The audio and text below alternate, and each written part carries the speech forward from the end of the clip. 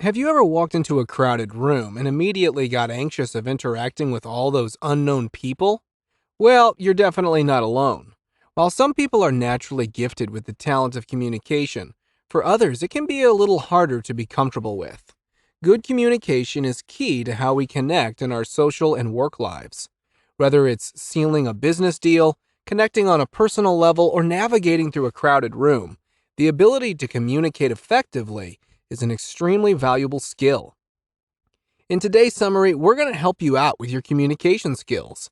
How to Talk to Anyone by Leil Lowndes presents an extensive guide to master the art of conversation and develop meaningful connections with anyone you meet. So let's dive deep into this book and break down its key principles for all you self-help readers looking to boost your conversational skills. 1. Improve your nonverbal communication. Nonverbal cues have a subtle yet profound influence on communication. Our body language and silent signals speak volumes before we even say a word.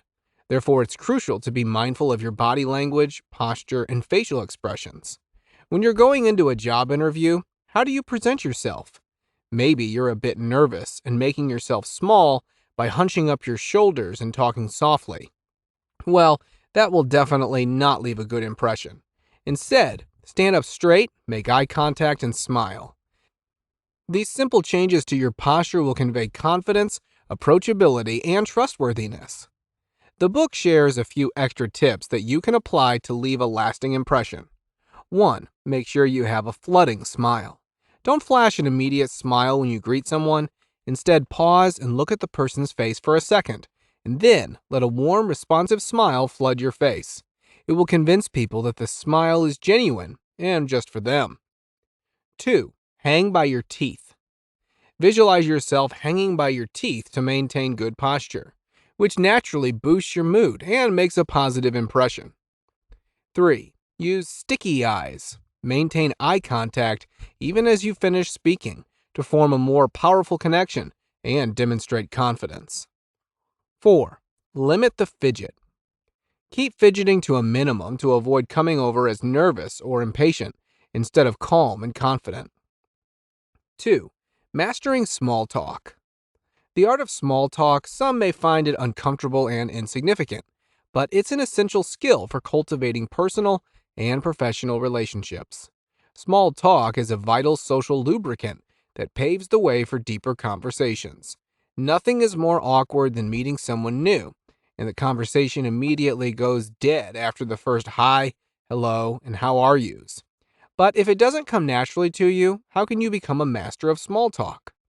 Firstly, make sure that your general knowledge is sufficient, or at least that you're aware of the latest news. This way, you can take part in conversation on a variety of topics. But don't worry too much about getting your facts straight. It's more about finding common ground, a shared interest or experience that fosters connection and builds trust. Secondly, take notice of how you answer the other person's questions. One phrase or worse, one-word responses will do no good for any conversation. Elaborate a little more with your answers and watch how the conversation can take unexpected turns. Another great tip to keep conversations flowing seamlessly is parroting, the technique of repeating the last few words of someone's sentence. For instance, if a colleague mentions, "I had a lovely Sunday gardening," you could respond with, "Gardening? Oh, really? What do you like most about it?" If you apply this method, it shows that you are listening, and it keeps the conversation flowing naturally. Finally, if you're like me and you find the idea of going somewhere where you'll meet a bunch of new people quite intimidating, use the "hello, old friend" technique. Imagine that everyone you meet is an old friend. This mindset will help you create a more sincere and enthusiastic impression when meeting new people. 3. Become a VIP conversation partner. We're going to take it a little bit further now than the first impression in small talks. After the introductory stage, how can you hold a steady and interesting conversation, going deeper into certain topics? First and foremost, it's important to recognize that people tend to be self-centered and focused on their own interests and life circumstances. So, when communicating with others, it's crucial to present your thoughts and feelings in an engaging way that captures their attention. This doesn't mean you should only discuss their interests, but rather, if you want to get their attention on a specific topic, you will be much more successful if you tailor your approach to appeal to their interests and preferences. For example, let's say you're at a networking event and you find out that the person you're speaking to is a photographer and you would love to get them to make some pictures for your blog. You could connect with them by saying something like, I totally get your love for photography. For me, writing is a way to express emotions and capture those fleeting moments. I bet photography does the same thing, freezing those special moments in time, right? This not only shows genuine interest in their field of work, but also opens up the conversation to other topics related to both of your interests. Another key quality of a VIP conversation partner who is easy and fun to talk to is empathy. Showing empathy in conversations can be displayed in actively listening and responding with care to what others have to say. One way to do this is through your body language. Use the big baby pivot. Just like you would give your full attention to a baby who seeks your attention, you should apply the same to a conversation partner.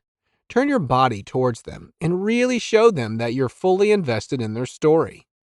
Another valuable technique to put into practice is the empathetic echo, where you acknowledge people's feelings by gently mirroring their emotions in your responses. For instance, if someone says, I had the worst day at work today, instead of just nodding and moving on to a different topic, you could respond with something like, that sounds really tough. I'm sorry you had to go through that. This shows that you truly care about how they feel and are willing to listen and support them. This fosters a deeper connection as people feel understood on an emotional level. 4. The power of praise. Praise, when given sincerely and with merit, becomes an amazing tool of influence and positivity. The power of praise lies in its ability to genuinely empower and connect with others. It doesn't mean you should start giving everyone superficial compliments. It's about recognizing deeper qualities or achievements that reflect a person's values and efforts. By seeing and mentioning this quality to them, you will boost their self-esteem and motivate them to keep up this good characteristic. This thoughtful recognition will definitely build a stronger bond between you and that person. So, in your next interaction with someone, whether at work or in your personal life, make sure to pay attention to their qualities and give them a killer compliment. One that's specific and authentic. They'll definitely appreciate it. 5. Talk like an insider. When we talk like an insider, we create a sense of belonging and mutual respect by using language, jargon, or references that are specific to a community or group. By speaking in the group's lingo, you demonstrate awareness and respect for their culture, which can greatly boost your credibility and strengthen your connection within the group. For example, when chatting with developers, throwing in the right tech jargon can really signal you get their world. And if you're mingling with musicians, delving into the nitty-gritty of music theory can totally win them over. Mastery of insider language communicates that you are one of them, which helps deepen connections and opens up communication in ways that might not happen otherwise. But remember that it's very important to be genuine. Insincerity can be easily sensed and might backfire at you. When done authentically, talking like an insider allows you to be seen as a friend and ally, rather than an outsider. 6. How to deal with online calls. In the digital age, mastering the art of online calls has become crucial. When you're in an online meeting, the key is to pay careful attention to verbal and nonverbal cues. Of course, this is way harder to sense through a screen than in real life, but that's why it's even more important to pay close attention. For instance, if you see a colleague often looking away or playing with something off camera, and their responses seem a bit slow or less enthusiastic, that's a signal to gently guide them back to the meeting, or check in to see if everything's okay. It's a way to show you care, not just about the meeting's agenda, but also about your team's well-being. By recognizing their distraction with empathy, you might help them refocus on the conversation or tackle any underlying issue that's affecting their focus. For all you know, the dog has his tail caught in the refrigerator, the baby has to be fed, or the house is on fire. Also, make sure you are actively listening yourself. It can be easy to get distracted by what goes on outside of the screen in your environment. So always make sure that you show that you're paying attention by giving affirmations and nodding in agreement to show engagement.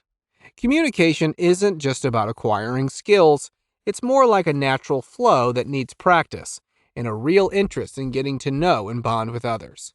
By applying these principles from this incredibly insightful book, you will unlock new levels of confidence and become a VIP conversation partner in professional and social settings.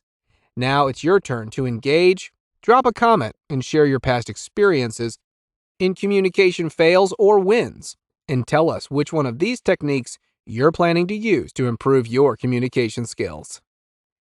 If you like this video, make sure to subscribe to this channel and hit that bell icon for more summaries of insightful books on personal development.